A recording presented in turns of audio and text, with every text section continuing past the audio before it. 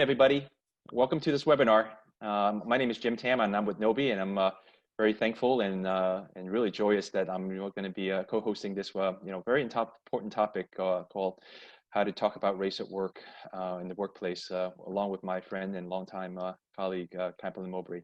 So before we kind of get things started, we'll maybe give people another 30 seconds to join. I will also say, if you guys have not received an email inviting you to download the Gnowbe program that's specific to this webinar, I encourage you to do so. I see some of my my little gnomes in our back office has already posted some stuff on the chat line in terms of how you can get to our program and participate in this webinar.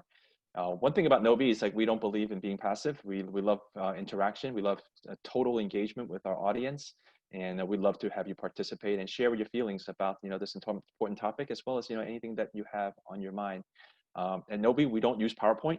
We love to use our own platform, and I think maybe once you start seeing how it makes the webinar come alive, you might consider that for the things that you're doing every day now, since the world is virtual. Okay, so.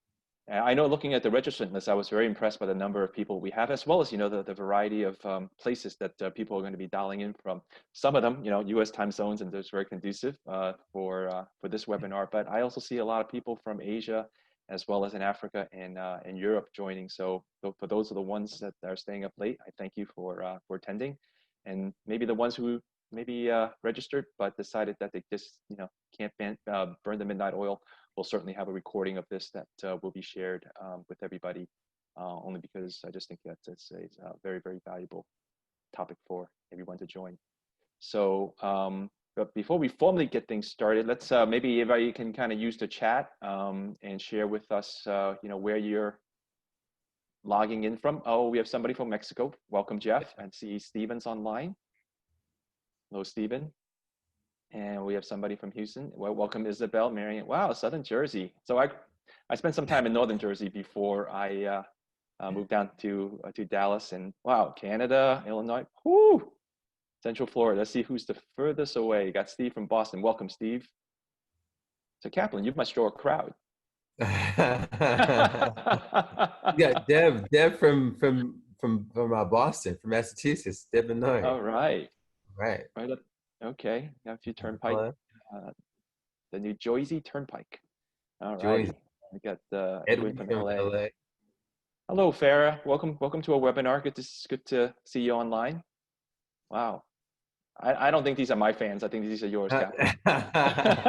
Isabel from Houston, Marion. Oh wow. Okay. Well, right. I'm truly touched. I'm truly touched. But Hey, I'm sure they didn't show up for our faces. I'm sure they showed up because the topic is something that's on the top of everybody's mind. Los Angeles. Deloitte, alum in the house. All right. All right. Oh, Kaplan in the house from a Deloitte alum. There you go. See? There you go.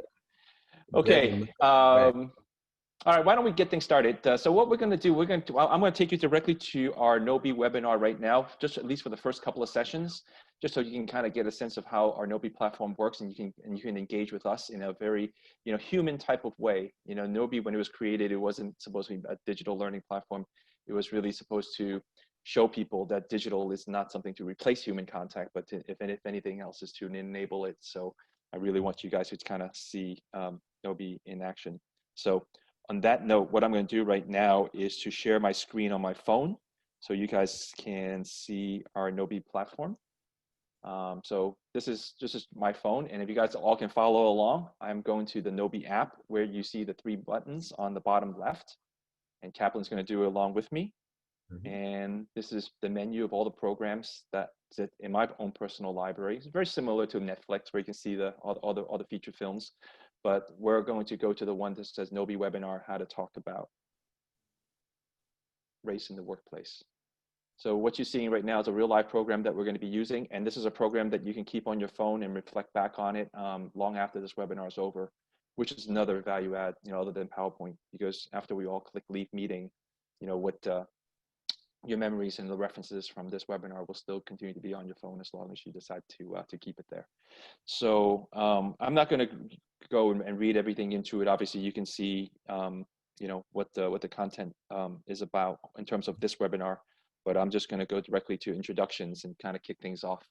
Um, so one thing that you're gonna realize that Gnowbe is a mobile first type of platform. So anything that you can do with your thumb, you can pretty much navigate using Gnowbe, because as the world shifts towards mobile, everybody wants to have something that's mobile first, and then they can just easily navigate using their thumb.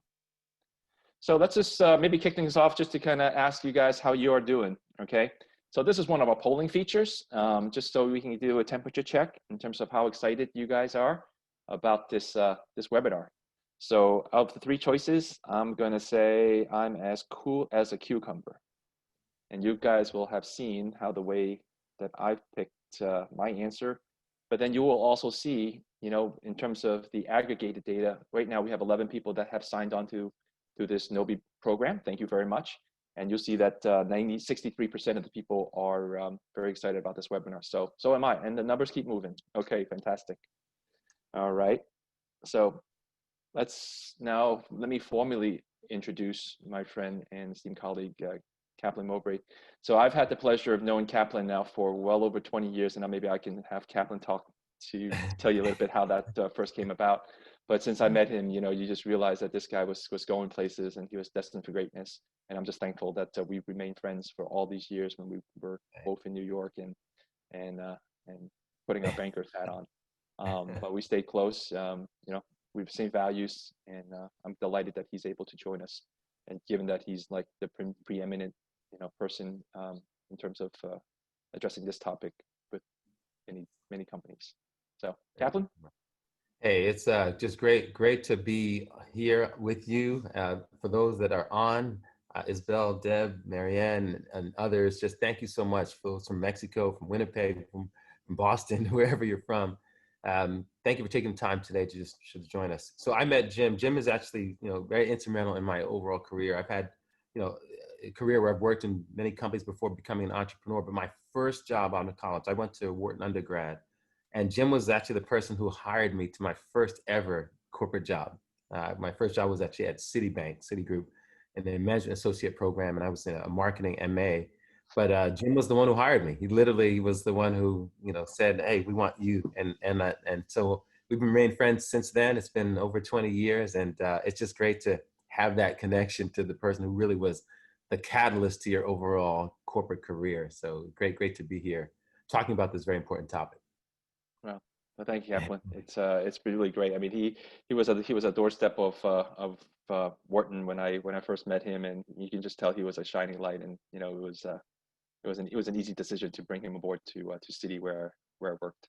All right, so here's a quick trivia question of if you get, so this is certainly not revealed in anything that's in the text over here, but what instrument do you think Kaplan plays in his recreational time? And sometimes he brings it on stage when he does his leadership speeches.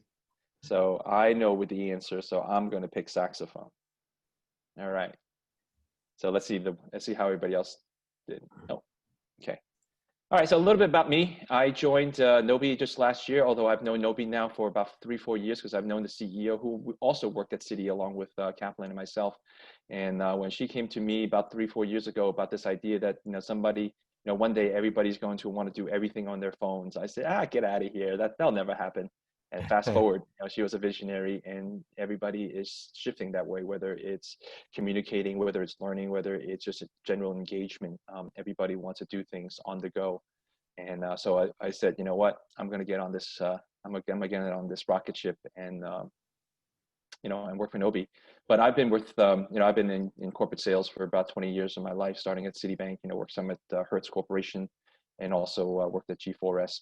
But I have a few passions. I do believe in diversity. I do believe in making this world a better place because everybody's got some great ideas. I'm a proud member of ASCEND, the largest nonprofit Pan-Asian organization in North America.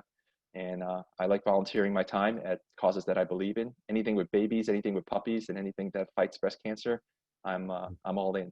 But what you may not know about me is that I have a little dog, and it's up to you guys to guess what my dog's name is. All right, and you can find out whether you're right, but I'm going to give it away in the next picture. But yeah, my dog's name's Bobo, and that was also highlighted in the app up front. So, but he's locked up in another room because yesterday I also did a similar webinar and he was barking through the whole way. So that wasn't very cool. All right, guys. Now it's your turn. So we've all shared a little bit about ourselves. Now Gnowbe allows you to also interact with your colleagues that's on this webinar right now. And this is something that I think is been missing in a lot of the web conferences, tools that are out there, since obviously everybody's on Zoom these days. And although they feel like they're seeing people, they're just not that same human connection. And unfortunately, as soon as we all press leave meeting, a lot of the stuff that we talked about may go away, right? And maybe some of the human connections that you made in the chat room may have also gone away. So what we like to do is allow, our platform to kind of keep people engaged long after the webinar's over. So now we've created an opportunity where you're able to take a picture of yourself and share it with the rest of the group that's in this webinar now. So I'm going to do the same, and I'm going to take a picture. And then I'm going to upload it and share it, and Kaplan's going to do that too. Got it right now. I'm going to go okay, and then I'm going to share it with the group. And then now after I've shared it with the group, I'm going to be able to view who else is online. Okay, I see Jeff, I see Eric, I see Sam. Okay, I guess maybe it's a few people are still shy that have not uploaded their picture. But that's okay. That's okay. But see, the thing is, you can still interact with this app long after this webinar is over, so that you can still stay connected to the people that had a similar interest in this topic. Okay. So all right, let me jump right into. I'm going to skip. So over here is where you can also share a little bit about your background and what you're hoping to learn from today. But for the sake of time, I'm going to go remind me later in 1 hour, and Gnowbe's going to give me an alert and say, hey, don't forget to go back to this question because we want to hear from you. Okay. And then now it talks a little bit about the group board, which you're going to be able to take a look at any time as you engage in this app, so you can see who else is attending, what are people thinking, what they look like, and continue to connect with other humans. Okay. All right, so I'm going to jump ahead to session 2, and this is going to be something may hit a nerve with some, but certainly I think unless you were Rip Van Winkle over the last 3-4 months, you've not been immune to some of the things that are going on in the news, especially in the U.S. But certainly like to emphasize this has been a global awakenness or wake up call in terms of social injustice and inequities that might be in a lot of places. But certainly it was brought forth because of an incident in the United States. I'm not going to go through it. It's all here in your Gnowbe library. Certainly you can read about it. I think, but what's important, and Kaplan will share a little bit about it later, is that this is a movement, although it's been a long time coming, but it's spilled over to corporate America, and it's just not a social thing. It's been also a corporate thing that's impacted work, impacted people's beliefs and what they're looking for in companies that they want to buy from, who they want to work with, and who has similar values. And this is something that's been brought forth probably a long time coming too, right? So if you take a look at some of the videos that we have in here in terms of the movement and how is it changing, but I also want to take you to what companies are doing, which is one of the things that also triggered this topic, right? Because we may have different views, or maybe we have views that we've kept to ourselves for a very long time, and it impacts us who we are, and we bring that person to work. And maybe not physically these days, bringing ourselves to an office, but yes, you are collaborating with your colleagues every day. You guys all have a similar goal to make your company successful, to keep everybody employed, to treat your customers well. But if there's any type of conflict or at work, that actually does spill over to work. And I think it's important to kind of address that head on. And certainly, there are some companies that has taken a very proactive stance, and Kaplan can share a little bit more about that in a second, that have been very vocal about their opinions and where they stand, and about the issues here. And a lot of them are putting their money where their mouth is, and changing their positions on their products and messaging. And you'll see also here in the video, what the impact is to some of the brands as soon as I get through this ad from YouTube, right? In terms of what are some of the things that are happening right now, right? And certainly you can watch it at your own leisure. I don't want to take up our valuable webinar time, but it's all here in your Gnowbe program, and that's certainly one of the benefits of having a Gnowbe program here as opposed to PowerPoint. Long after this webinar is over, you can still go back and reflect back and share your thoughts with everybody in this community. Okay, so without further ado, before we kick things off, we'd love to hear from you. Obviously you guys all, are taking the time to be here right now because you think this hour spent, with Kaplan and myself would be valuable. We definitely want to hear from you, and I think that might also be some material that would be valuable as we go through this webinar. So maybe first things first, let's kind of have a poll out there of everybody who's logged on. How comfortable are you talking about race in the workplace? It's certainly not something that we think about every day, but if the recent events haven't triggered you guys to think about it, maybe we should think about it now. So let's think about it. For me, I would say I'm comfortable talking about it. I think being a minority sometimes it's just a little bit something that we just are more used to, maybe than other people. But okay, well that's good. There's some that are comfortable, very comfortable, and then some are somewhat comfortable, and some are not so comfortable. But nobody out there that says that they're uncomfortable. That's great. That's really, really great. It's certainly not something that we should discard ever. And if you have some level of comfort, I think that's kind of how it starts. Okay. All right. And people are still polling out there. Great. Okay. All right. And the next question before we jump into just the meat of the webinar is, how do you think your company has handled addressing race in the workplace? So this is a question. That's going to be, I guess, the catalyst for this conversation. Do you think companies have done a good job, and particularly your own? How do you think your company has handled addressing race in the workplace? Excellent. My company has addressed this directly and have provided resources for their employees. Or maybe it's good. My company has addressed it and provided some communication. Maybe it's not so great. My company shared something, but it wasn't very helpful. And then not at all. My company has just ignored it. I'm going to say at Gnowbe, it's been excellent. Okay. All right. It seems like in most of the companies that you guys have worked for have done something, to talk about it.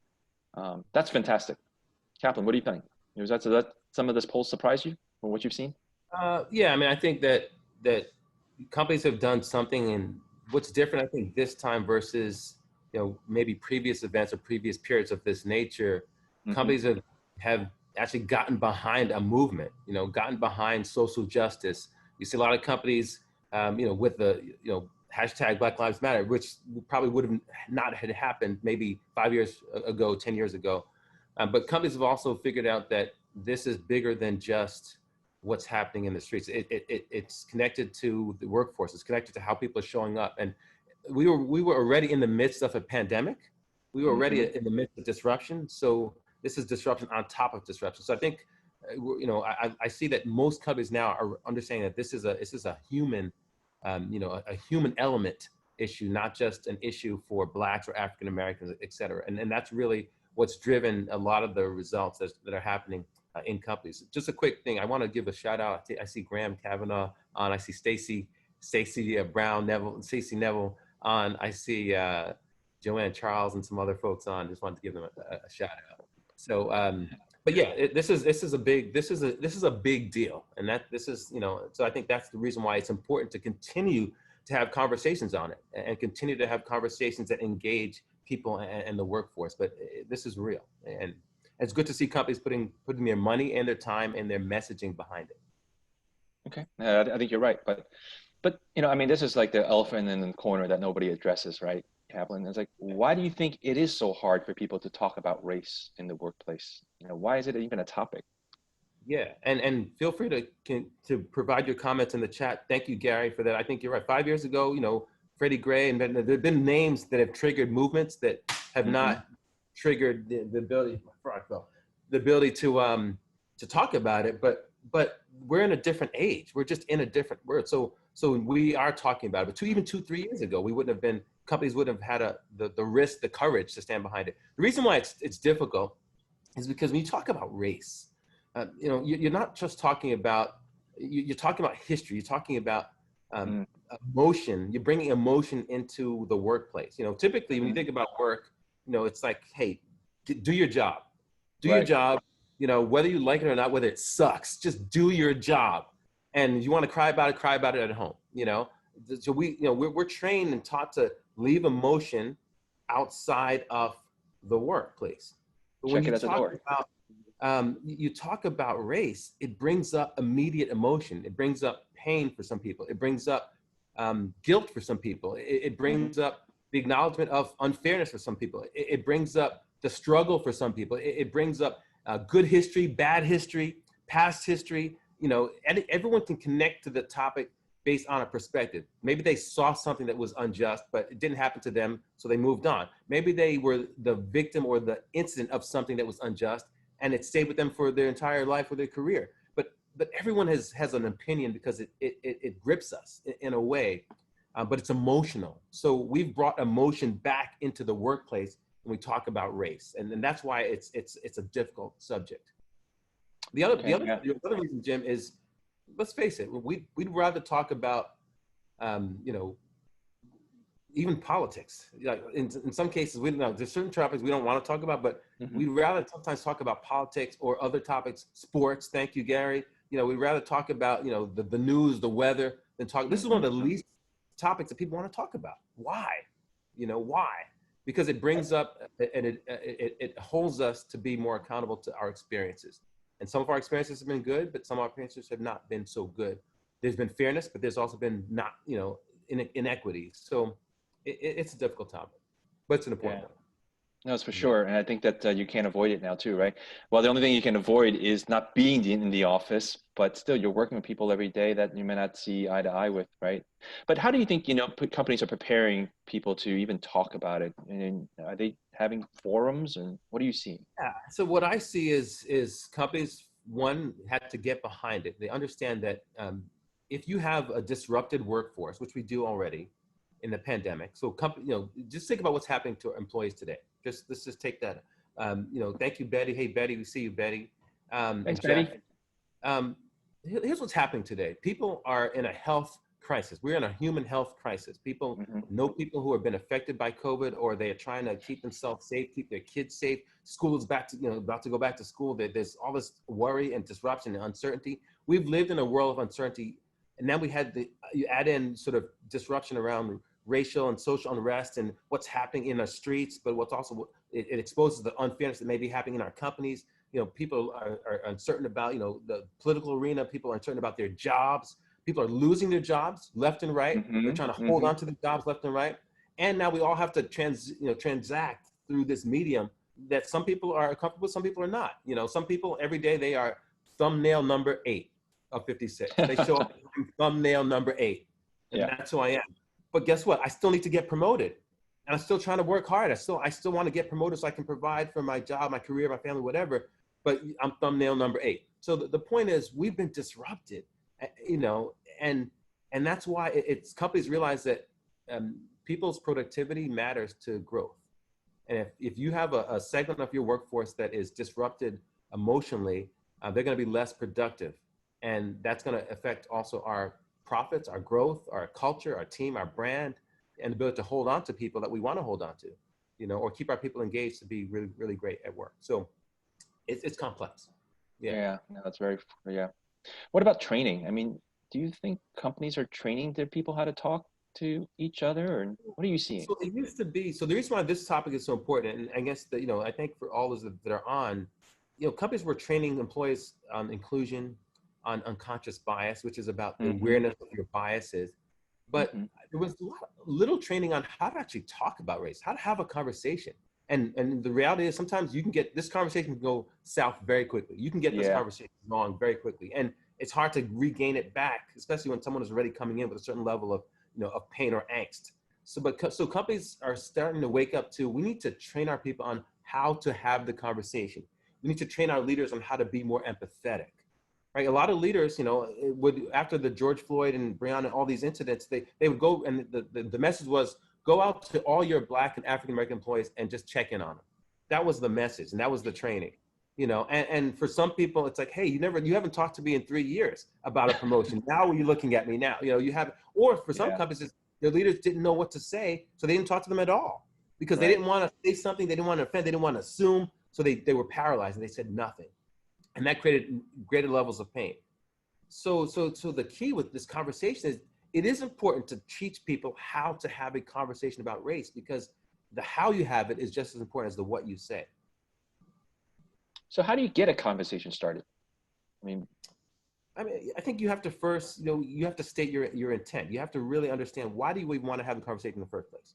You know, besides your boss telling you check in on your people, why do you mhm, why do you want to have the conversation? Often, with leaders and managers understand that this is a leadership exercise just as much as it is a human connection exercise. How to have a difficult conversation. You have to understand your why. You know, what's the why? What's bringing you to the want to have the conversation? mhm, For many, it's if you have someone on your team who is dealing with something, that employee is going to be less productive. And your job as a leader is to maintain, grow, and increase productivity of your team and your culture. Set a culture of high performance, excellence. So if you can't do that because you can't have a conversation, then you as a leader are not being as good a leader as you can be. So the how starts with the why you want to have it in the first place.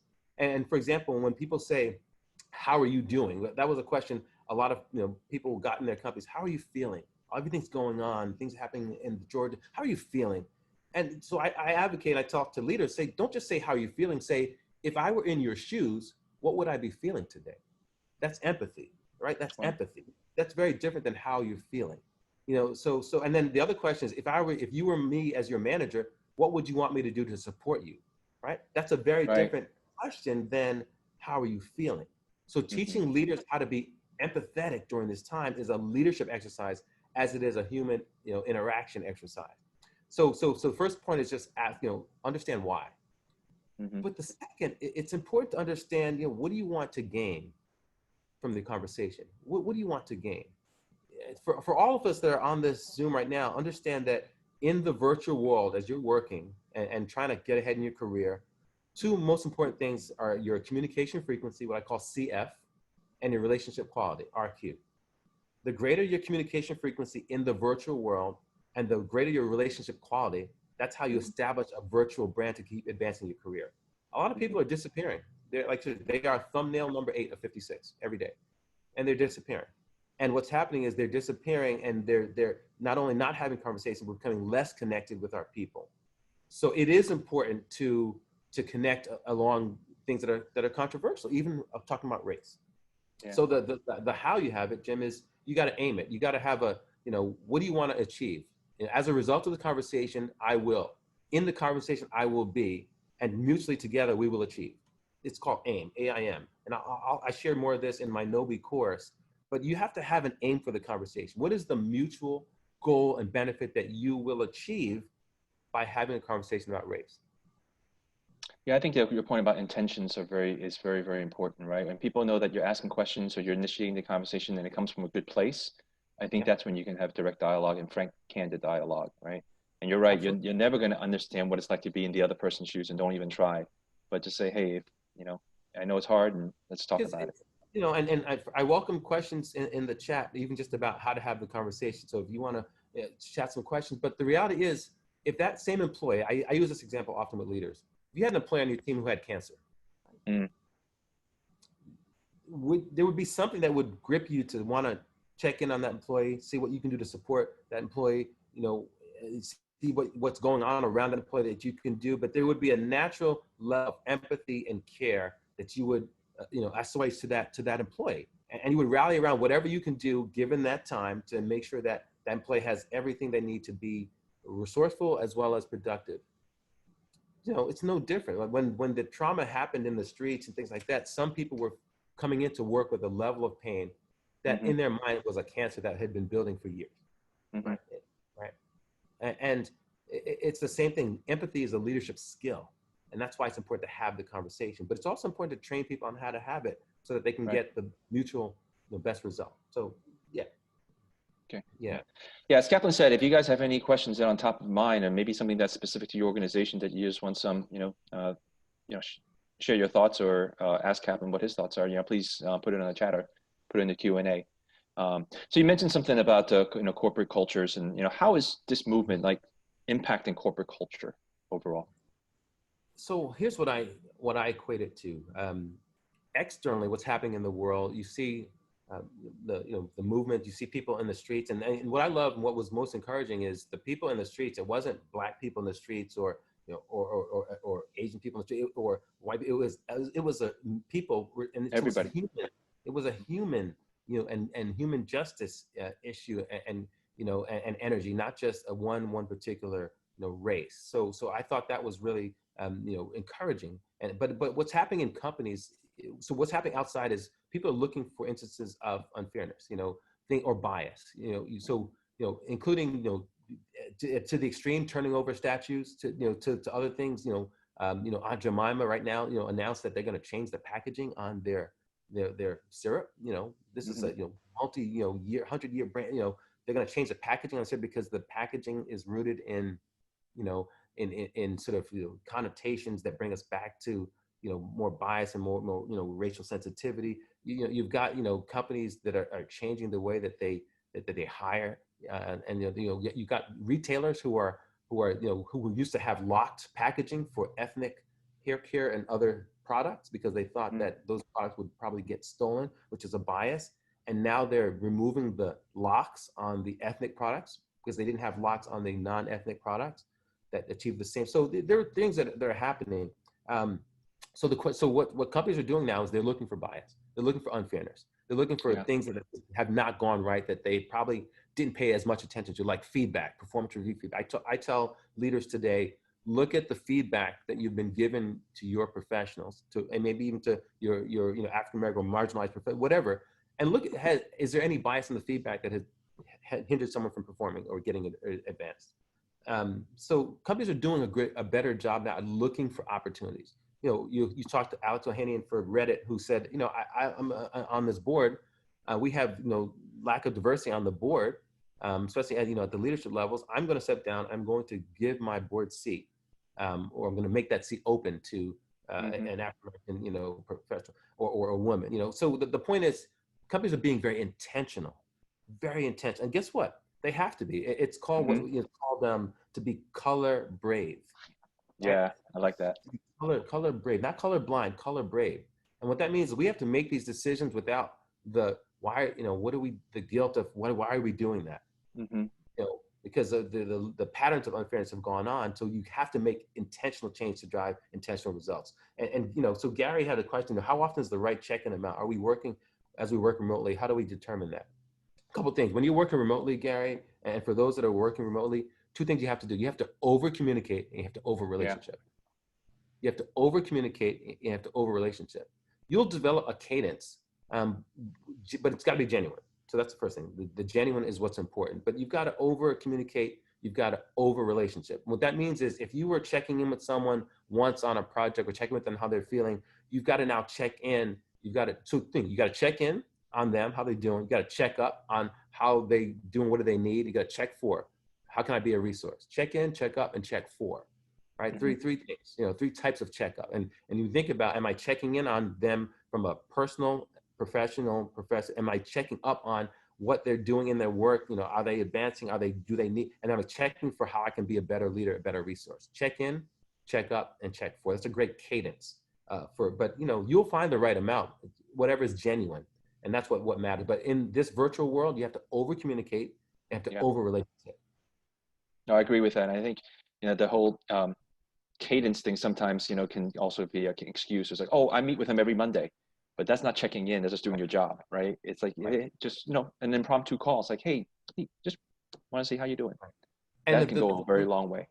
Yeah, and the way that for leaders, and we have a lot of folks in companies that, on this, the way that you can sort of change your cadence is change the questions that you're asking, right? Change the questions that you're asking. I think Jeff's got a great question over here, Kaplan. Yeah. Can you give an example of a good way to open a conversation about race? Yeah. So I talk about. Actually, I have an example for you. So, so the how you start is so important, right? That's and when you talk about race, there's what I call this thing, a TQMA, which is topics, questions, misconceptions, and answers. Um, the first place is to acknowledge what you don't know, right? So, hey, Jim, I'd like to get your advice. You know, I want to learn more about, your experience, as an African American employee. Specifically, I'm trying to learn more about ways that I can be a better leader. Hmm. Can you give me some?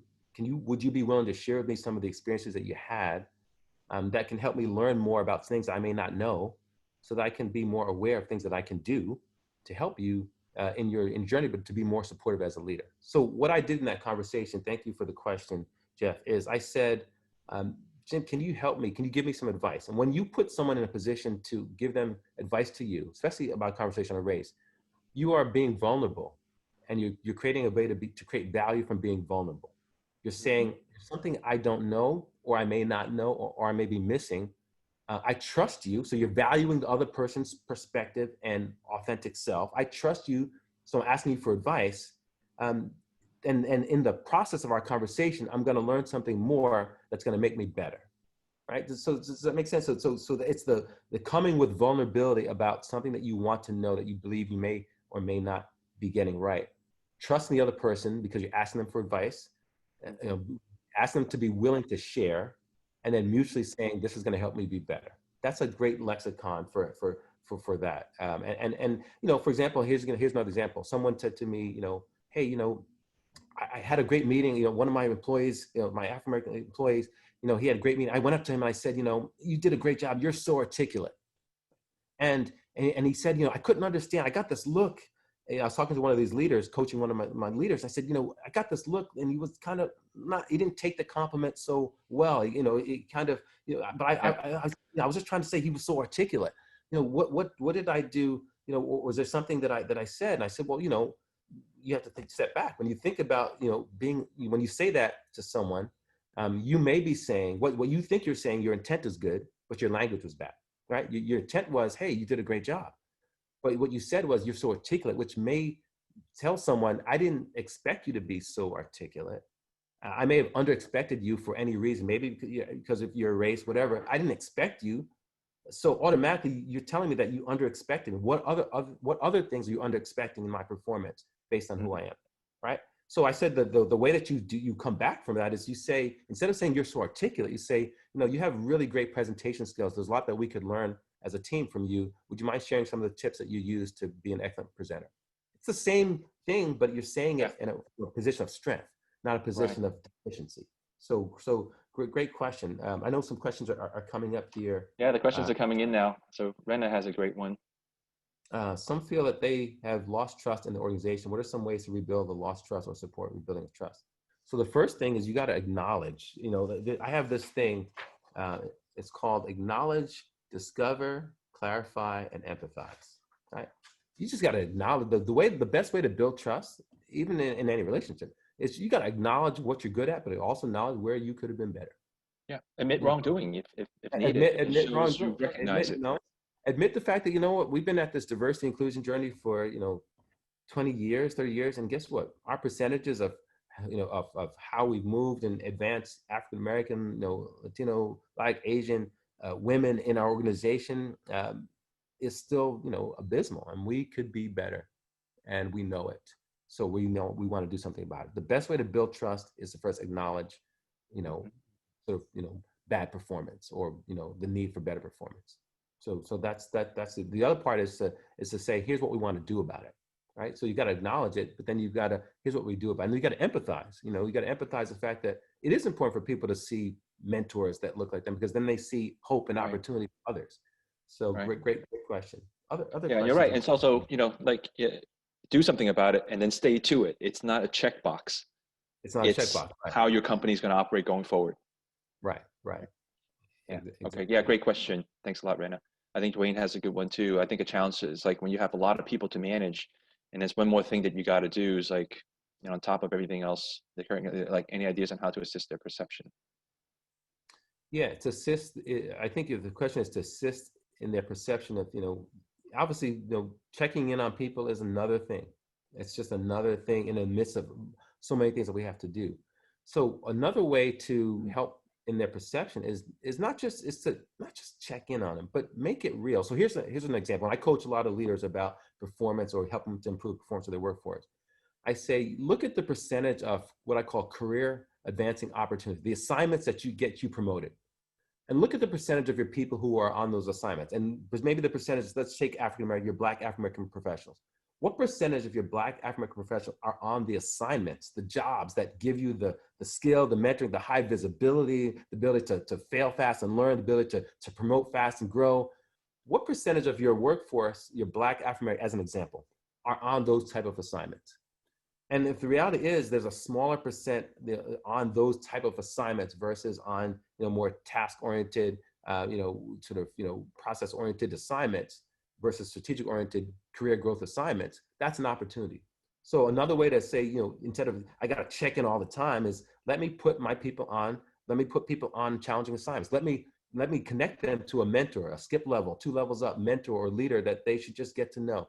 So you can help. It's a lot of it is heavy lifting, but also some of it are just things that you can do by just saying, hey, I want to connect you to a mentor. I want to give someone a mentor that they probably wouldn't have gotten the opportunity to connect with. So there are other things that you can do in this environment to assist in that perception. Great question, Dwayne. Great thought. We also got some questions coming in the Q&A. So this one's from Stacy Kaplan. Hey, I agree that empathy is a skill that leaders should have, but do you think it can be taught or learned? Yeah, so empathy can absolutely be taught. I mean, I think, most people, learn empathy, when they have kids, or if they have kids, or they have a dog, or they have, something. But you also learn empathy when you experience something. It's all about walking through each other's shoes. One of the things I've done, I've created these conversation cards, and I've had people, sort of say, put themselves in other people's shoes. That's the biggest thing around empathy. But teaching leaders about empathy starts by teaching them to listen, discuss, not debate, but listen, to listen so that they can hear the experiences of others and then put themselves in the shoes of others. Empathy is a skill that can be taught. Absolutely. It's a skill, but it's underskilled, undertrained, underlearned, sort of competency in corporate American leaders today. But it starts to understand that you got to listen and listen for what you're not hearing. You got to look to understand the experiences of others, and you got to trust yourself to be vulnerable to say, here's something I may not know. Help me go now know it. So it's a great question, Stacy, but it can be. It's not just ingrained. I think you learn empathy because you have to be intentional about your actions. Okay. And here's one from Anonymous. How does an unwoken white person know what racist and stereotypical versus just bias? So what's race? So give me the question again. It's in the Q&A. How does an unwoken white person know what racist and stereotypical, or is it just biases? I guess what's an extreme versus what's the just a difference? bias? Yeah, because there's a screen. There's bias. There's stereotypes, and there's just flat out racist. And a lot of these are kind of, and it centers around this notion of microaggressions, right? So a microaggression could be, and this is again, there are a lot of people who unwoke but well-intentioned, and sometimes they have good intentions, they use bad language, or have good intentions, use bad actions, or they don't even know. So the unwoke sometimes is just about not even knowing. Now, here's an example. Let's take African-American women, Black women. Hair is a big thing for Black women, right? Casey, if you're on, give me a thumbs up, or anyone who's on, give me a thumbs. Hair is a big thing, right? So for some companies, it's hey, someone wears their hair and they got curls on Monday, they got straight hair on Tuesday, they got braids on Wednesday, they've got sort of a part and plaits on Thursday, and they're back to braids, and twists on Friday. And all of a sudden, that person, that Black woman in a company, all they talk about is the changing nature of her hair. So as opposed to the great credibility in her skill, right? And all of a sudden, that person becomes a joke, like, hey, braids, dreadlocks, that becomes their brand, and it becomes, hey, what are you going to wear? What's your hair going to be tomorrow? And that becomes that person's brand, right? But another person, gentleman, may wear a blue blazer on Monday, a gray blazer on Tuesday, a brown blazer on Wednesday, a green blazer on Thursday, and back to a bluish charcoal, on Friday. No one says a thing about their self-expression, but that person gets promoted, but the woman who's sharing their self-expression through her hair is the butt of a joke. That's a microaggression. No one Mhm. thought about it, but it's like the same thing. Someone has a 5-syllable name, Aracharya.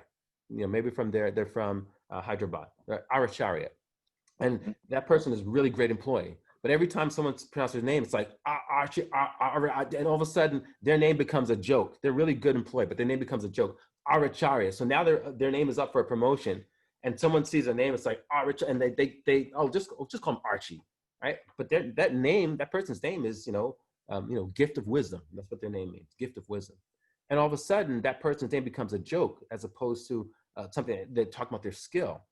But guess what? You're in a company where you can learn global derivatives and derivatives training, and sort of financial accounting, and you can learn these complex processes and systems and artificial intelligence, machine learning, but you can't learn a 5-syllable name, right? But that's a microaggression. So things like that happen. Stereotypes, in terms of how stereotypes play out. A woman walks into a boardroom. She's the only woman in the room, right? It's a big high-level meeting. She carries a notebook, and all of a sudden, everyone looks to the woman and says, "Hey, can you take the notes?" Right? Mhm. And it's like these are little microaggressions that show up, but all of a sudden it's like it's feeding into biases and things like that. So yes, there's what I call micro assaults, which is a real assault. There's invalidations where you invalidate someone based on where they came from. They can't speak English as well, but they speak 3 languages, you only speak one, right? Or Mhm. there's actual racist activity, which are actual racist behavior. So there is a spectrum. The key is, as an unwoke white person, is to understand. I always say intent. A lot of times, people have really good intent. They just use bad language, and Yeah. that's where the conversation race comes in. It's just help me understand. Is it black? Is it African American? Doesn't matter. You know, is it when you have an event in your company and you say, hey, everybody, this is a great event. You can invite your spouse, but you leave off the word spouse and partner, and all of a sudden now you alienated the LGBT community, right? Mhm. And all you did was say, I want to make this event inclusive, but you didn't know you were being not inclusive to a segment of of your workforce. That's an Yeah. example. Yeah, Yeah, great, no, great. sometimes I know that you hear opinions from people. So, oh, I think we're just being way overly sensitive. It's like, no, we haven't been sensitive enough. I think Right. we need to look at everything in a very inclusive lens. And you're right about Yeah. the name, you're right about the gender. We Yeah. all have stereotypes, regardless of whether, we acknowledge them or not. But we need to first recognize we have them before we can change them. Right. And it goes both ways. Sometimes, in companies, I talk to leaders, and, in many companies, leaders, the percentage of leaders are white male. And Mhm. what's happening in companies say the white male and older.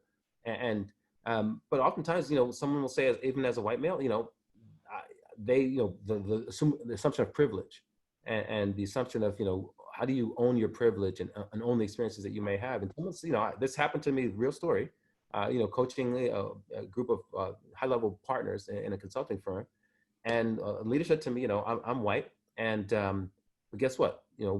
Maybe 12 years ago, I was homeless, and I was homeless. So people think I've had this experience, this life journey, to partner, and I've got all this privilege and everything, but I'm so humble because 12 years ago I was homeless, and it blew everyone's mind. The Mhm. assumption of privilege. So the whole point is this: we have to connect, we have to relate, and we have to understand each other. And the only way that we do that is through conversation. And that's why it's important to have these type of conversations. Yeah, you're right. But Yeah. let me ask you a question. What companies do you think are doing it right, and what are some of the do's and don'ts that you would encourage companies to think about? I mean, I think a lot of companies are well intentioned. What I see right now is companies are hiring Office of Diversity leaders across the board because they want to make sure that they have, a focus on this that is beyond this period of time. So I applaud companies for that. I Hmm. like the companies we talked about, the examples where companies, I'll talk about sectors where companies are really looking at marketing, how they're marketing their products and services in an effective way. Companies are looking at the representation. Companies are looking at the supplier diversity, how they spend, where they spend their money. I've done a lot of work with, companies like State Street, in Boston. One of the things that they've done is, to talk to pretty much the entire workforce about these issues, how to be an empathetic leader. So leaders to managers, how to talk and be empathetic during these times, how to talk about race. So they're actually having sessions for their workforce on how to talk about race, and then having micro sessions on having those conversations, so that white leaders, who may not, have even a diverse team, are still talking about race. And that's the thing that I think is important for companies.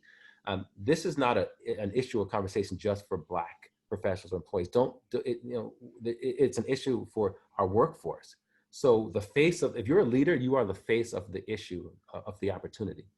So this is not it's not, because for some companies it's, this, let the Black employees, or let the Black leader handle that with the Black employees. That's a wrong thing to do, because this is a workforce issue.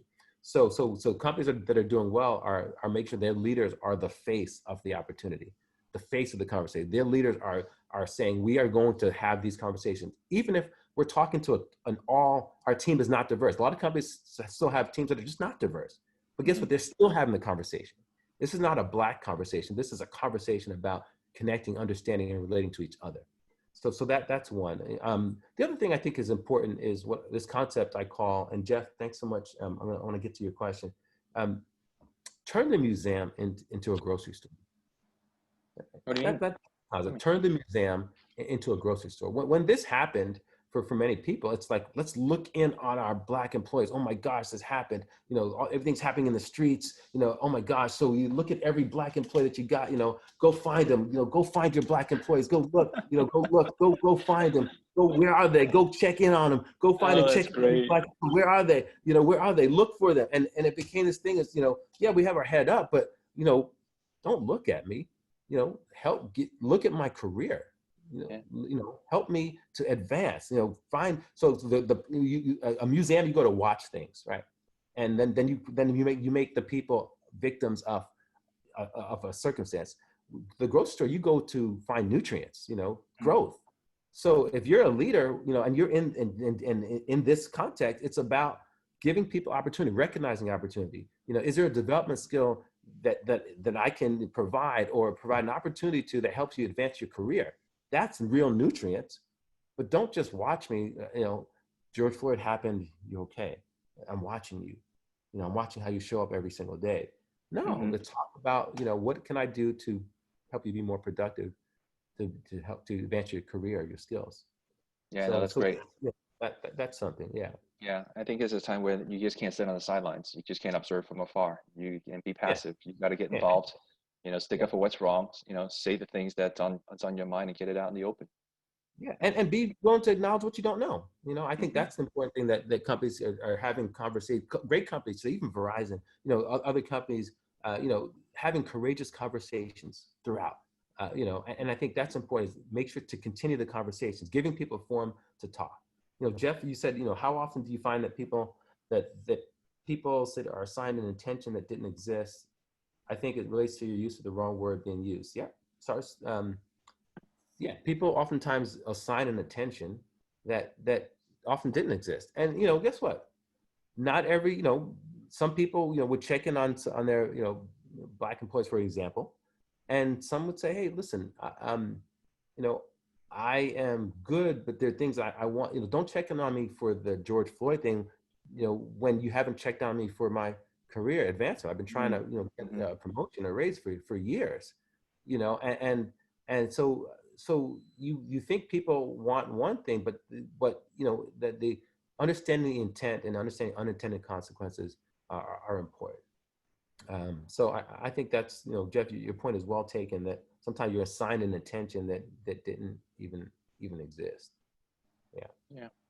All right, and then for just respect for time, we have 6 more minutes. I do want to ask one last question to Kaplan. It's like, what's the next thing? What's the next conversation you think, in your opinion, that needs to have? So two things. I want to thank everyone who came on, and this is an ongoing conversation, so we're going to have more of these. But create a safe zone, a brave zone, and a respect zone before having a conversation. A safe zone, a brave zone, and a respect zone. And that allows you to then be fruitful in the conversations that you have. I think what's next is, allyship and microaggressions, talking about how can I be a better ally given things that are going on? How can I, be intentional about finding ways to be more supportive and about things that have been unfair, metrics that need to be reversed and changed, behaviors and processes that need to be improved. We all are part of that solution.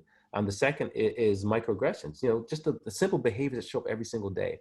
If we learn new behavior, new ways to approach behaviors that we often may not assume we're doing or having a bad consequence of, we can then show up better every single day. So instead of someone saying, I don't see color, that's a big, I don't see color. And Mm-hmm, someone says, mm-hmm. well, if you don't see color, you're not seeing me. So you're not seeing what I bring and all, because then again, Jeff, the intention was well intended. I don't see color. I live my life to be colorblind, but that means that when it comes time for an opportunity, you don't see me. You don't see me as a female, you don't see me as a Black woman. You don't see me as whatever. I want you to see me, because if you see me, then you can know me, you can trust me, and then you can actually help support me. So those are types of things. The learning more about the microaggressions, I think, is next. Well, and looking at the Q&A, and I think it's related to this, so I want to address it before we leave, is, Isabella has a question. How do we, as a minority, manage microaggression from folks who resent the efforts to give positions to more minorities? They see their lack of advancement as a result of efforts to further placement, to further placement of minorities. Yeah, I mean, we have to be intentional. I mean, when you call out the numbers, when you look, right, like today, there's only 4 Black CEOs in all companies, all 14 companies. There's only, when you call out the numbers, it's not just about the need to place someone there. It's about what it says about opportunity, for companies. We have to be intentional, and the intentional is empathy. You put yourself in the context. When were you the first or the only? How did that feel, right? And just think about the pressure that sometimes that comes with.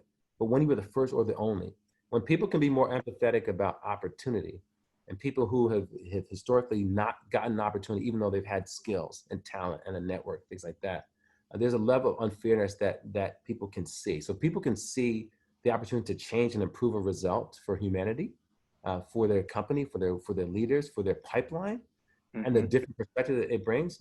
It adds greatness. But you've got to be willing and have empathy to see it, and to want to help be a part of the solution, just like Alex Ohanian did with Reddit. He said, I'm going to step down because I Yeah. can do that. And that's using privilege to create opportunity, using power to create opportunity. And so we have to be intentional in this day and age. Yeah, Jeff, Yeah. thank you so much, Jeff. And this conversation can go on. There's so much more layers There to is. this conversation. And we'll continue it. I'd love to, Jen, to continue this conversation. But the biggest thing people can do now is to be intentional about wanting to change something, improve something, and be part of that solution, with vulnerability. And I think a safe zone, a brave zone, and a respect zone will help you do that. In this virtual age, over communicate, over relationship, and be intentional. Be intentional. Even when you're checking on someone that you hadn't checked in for, be intentional. And the genuine nature of what we do will help us to improve. Yeah. I still reflect back to Gandhi, right? Be the change you want to create. And Yeah, I would say change starts with I, not doesn't start with a C. that's right. Yeah. That's right. So no, thank you. And I know that we're running out of time here with just 2 minutes, but I do want to share my screen with you guys real quick about just so you guys can see on just the back half of this program here. Um, so you guys all have this program, and over here, if towards the end, you're going to find out a little bit about the Gnowbe. But then there's a question from Isabel. It's like, how do we recommend Kaplan to our company? So you'll see how to get a hold of Kaplan, as well as his contact information.